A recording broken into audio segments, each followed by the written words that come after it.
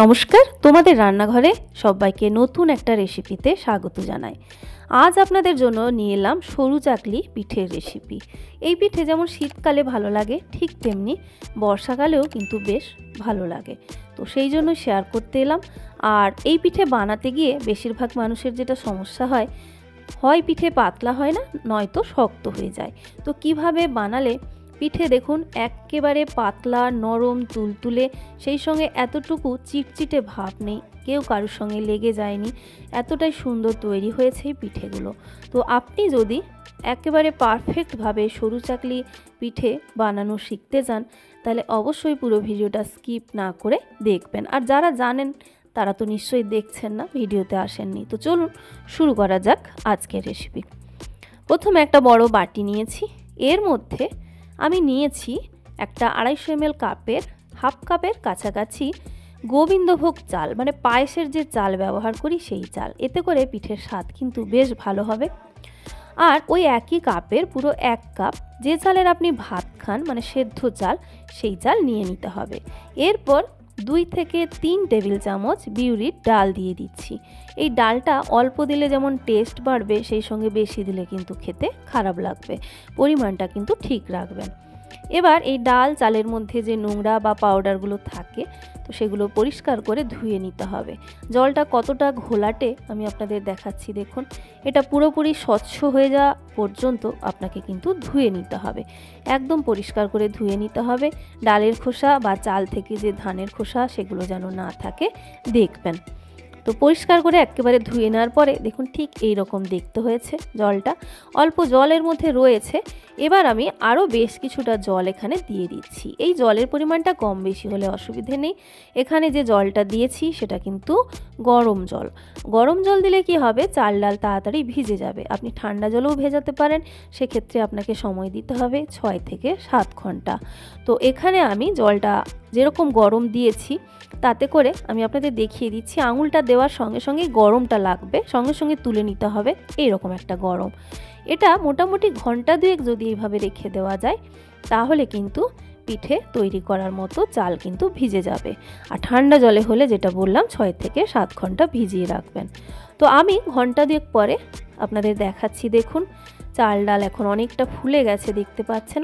হাত দিয়ে দেখে নেবেন একটু নরম হয়ে গেছে কিনা। নরম হয়ে গেলে এবার মিক্সার গ্রাইন্ডার জারের মধ্যে আমি চালগুলো জল থেকে তুলে দিয়ে দিচ্ছি। ওই জলটা আপনি যতটুকু লাগবে অল্প অল্প করে ব্যবহার করতে পারেন, বা আলাদা জলও ব্যবহার করতে পারেন। আর একসঙ্গে এতগুলো তো বাটা সম্ভব নয়। আমি মোট 2 থেকে 3 বার ধরে বেটে নিয়েছি। অল্প অল্প জল মিশিয়ে দিয়েছি যাতে বাটতে সুবিধে হয়। সরু চাকলির ব্যাটার তো পাতলা হয়, তাই জল দিয়ে দিয়ে বাটবেন। অতিরিক্ত জল প্রথমেই দেওয়ার দরকার নেই, অল্প অল্প জল দিয়ে দিয়ে এটাকে বাটতে হবে। আর এর সঙ্গে অ্যাড করছি এবার দেখুন প্রায় 3 টেবিল চামচ মতো সুজি। সুজিটা দিলে কি হবে, পিঠেটা আরও বেশি নরম হবে, আর সেই সঙ্গে তাওয়া থেকে উঠে আসবে খুব ইজিলি। এবারে এর মধ্যে স্বাদ মতো নুন দিচ্ছি। এখানে যে পরিমাণ দিয়েছি, এখানে 1 চা চামচের থেকে একটু বেশি পরিমাণে নুন কিন্তু লাগছে। এবার এটাকে বেটে আমি একটা বড় বাটির মধ্যে ঢেলে নিচ্ছি। আমি মিক্সার গ্রাইন্ডারে বেটেছি, কিন্তু আপনারা চাইলে এই চালটাকে অল্প অল্প জল দিয়ে শিল নোড়াতেও কিন্তু মিহি করে বেটে নিতে পারেন। তো আগেকার দিনের মানুষ তো সেটাই করতো। তো যেহেতু হাতের কাছে সুবিধে রয়েছে, তাই আমি মিক্সার গ্রাইন্ডার জার দিয়ে বেটে দেখালাম। পুরোটা 3 বার ধরে বেটে আমি এখানে ঢেলেছি। দেখুন এই যে ঘন কনসিস্টেন্সিটা দেখছেন, এই কনসিস্টেন্সিটা কিন্তু আপনি যদি চিতই পিঠে বানাতে চান তার জন্য পারফেক্ট।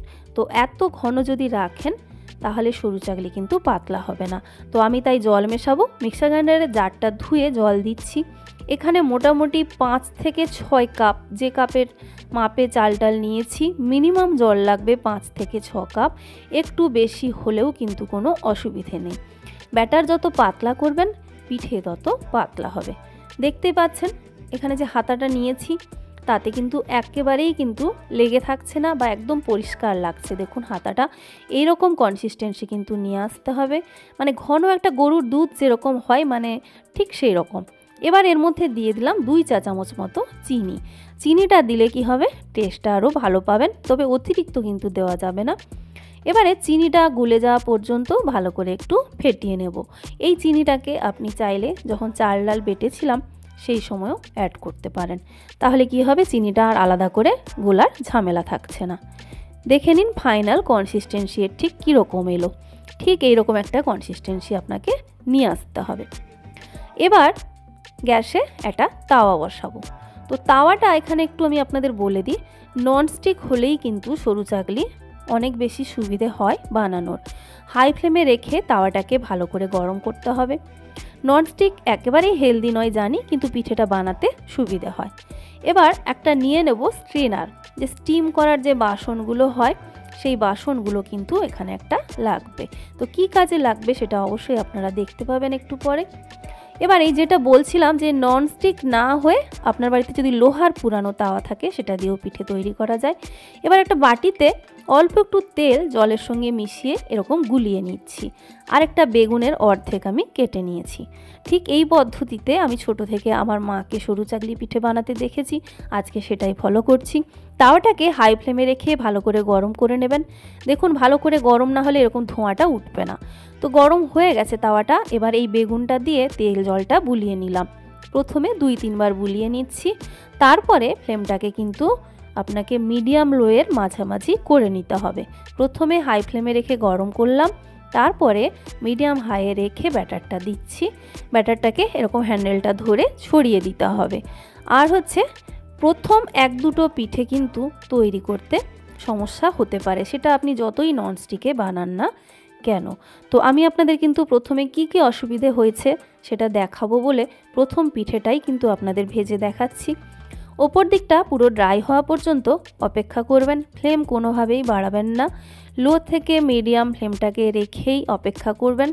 আর প্রথমেই খুব তাড়াহুড়ো করে পিঠেটাকে উল্টাতে যাবেন না, একটু সময় নিয়ে প্রথম পিঠেটা আপনাকে কিন্তু ফ্রাই করতে হবে।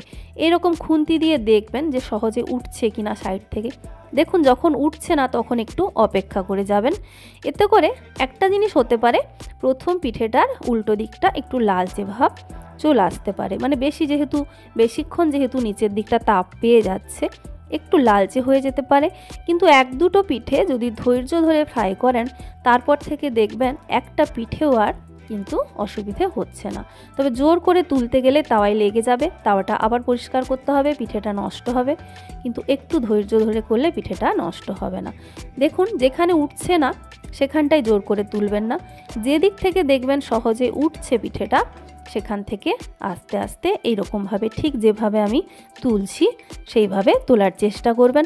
প্রথম পিঠেটা ফ্রাই করতে আপনার 4 থেকে 5 মিনিটও সময় লাগতে পারে। এখানে হাল ছাড়া যাবে না এবং ধৈর্য হারালে চলবে না। তো দেখুন একটু পরে কিন্তু অনায়াসে উঠছে। প্রথমে হয়তো তাওয়াটা ঠিকঠাক মানে যতটা গরম প্রয়োজন সে অবস্থায় পৌঁছায় না, সেই কারণেই কিন্তু এটা হয়ে থাকে। তো সে আপনি নতুন হন বা পুরানো, প্রত্যেকেরই কিন্তু এই প্রবলেমটা হয়। বিশেষ করে নতুনটা ভেবেই নেবে যে এরপরে পিঠেটা আর বানানো সম্ভব নয়, একেবারেই নয়। দেখুন আমি প্রথম পিঠেটা তুলতেই পাচ্ছি না, অথচ এরপরে একদম খুব সহজভাবে অনেকগুলো পিঠে কিন্তু তৈরি করে ফেলেছি। তো যারা নতুন অবশ্যই ধৈর্য ধরে পুরোটা দেখুন। দেখুন কত ইজিলি পিঠেটা উঠে এলো। প্রথম পিঠেটা একটু বেশিক্ষণ ভাজা হয়ে যাওয়ার কারণে একটু শক্ত হবে আর নিচের দিকটা একটু লালচে ভাব চলে আসবে। এবার যেটা করছি দেখুন এই স্ট্রেনারের মধ্যে দিয়ে দিচ্ছি যাতে 2 দিক হাওয়াটা লেগে যায়। এতে করে কি হবে, পিঠে একটার গায়ে একটা লেগে যাবে না, চিটচিটে ভাবটা চলে যাবে। আচ্ছা পরের পিঠে দেওয়ার আগে যেটা করবেন, তাওয়াটাকে আবার হাই ফ্লেমে গরম করে মানে ফ্লেমটা বাড়িয়ে দেবেন। তারপরে ঠিক একই রকম করে বেগুন দিয়ে তেল জলটা ছড়িয়ে দিতে হবে। তারপরে ফ্লেমটা আবার মিডিয়াম লো করে দিয়ে ব্যাটারটা দিয়ে দিতে হবে। আর তাওয়া ঠিকঠাক গরম হলে সঙ্গে সঙ্গে দেখবেন এরকম ফুটো ফুটো হতে শুরু করবে। তারপরে হ্যান্ডেলটা ধরে এরকমভাবে ছড়িয়ে দিতে হবে। এরপর থেকে দেখবেন প্রথম 1-2টো হয়ে যাওয়ার পরে পিঠে কিন্তু খুব সহজে উঠে আসবে। এবার এটা ড্রাই হলে একই রকম করে উল্টাবো। তো এখানে এবার দেখাই যে এই স্টিম করার বাসনের উপরে পিঠেটা কেন রেখেছি। যখন এরকম ড্রাই হয়ে যাবে মানে আরেকটা পিঠে তোলার সময় হয়ে যাবে, ঠিক সেই সময় কি করব, এইখান থেকে স্টিম করা বাসনের উপর থেকে পিঠেটাকে ফোল্ড করে তুলে নেব। দুই দিক হাওয়া লেগে কি হয়েছে, কিছুটা ঠান্ডা হয়ে গেছে, পিঠেটা কিন্তু আর কোনোভাবেই লেগে যাবে না। দেখতেই পাচ্ছেন একটা লালচে ভাব এসে গেছে। প্রথম এক দুটো এরকম লালচে ভাব আসবে, তারপর থেকে দেখুন কত সহজে কিন্তু উঠে যাচ্ছে। প্রথম দু তিনটে একটু কষ্ট করবেন, তাহলেই দেখবেন পিঠে একদম পারফেক্টভাবে তৈরি হচ্ছে। একদম কাগজের মতো পাতলা, দুই দিক সমান সাদা, দেখুন আর কত সহজে পিঠেগুলো উঠে আসছে। আর পুরানো ননস্টিক তাওয়া কখনো ব্যবহার করবেন না সরু চাকলি পিঠে তৈরির জন্য। সে আপনি যত ভালোই পিঠে বানাতে জানেন না কেন, অসুবিধে কিন্তু হয়। দেখতেই পাচ্ছেন কত সুন্দর করে পিঠেগুলো কিন্তু উঠে যাচ্ছে। আর পাতলা কতটা সেটা তো বলার অপেক্ষা রাখেই না। আর গোবিন্দভোগ চাল ব্যবহার করে একবার বানাবেন, ভীষণ টেস্টি হয়, একটা সুন্দর গন্ধ পাওয়া যায়। সুজিটা দেওয়ার কারণে অল্প মানে এক্সট্রা সফট পাবেন আরও বেশি। তো দেখুন পিঠেগুলো একটার সঙ্গে একটা একদম লেগে যায়নি, এখনও দেখুন ভাঁজ খুলছি, অনেক আগে ভাঁজ করা এগুলো, কিন্তু কোনো রকম কিন্তু লেগে যায়নি দেখুন। আর এই পিঠেগুলোর সুবিধা কি বলুন তো, যে কোনো রেসিপির সঙ্গে খেতে পারেন, সেটা পায়েস হোক বা বাড়িতে যদি ঝোলা গুড় থাকে। তো বন্ধুরা, এই ছিল আজকের রেসিপি, পরের ভিডিওতে দেখা হচ্ছে।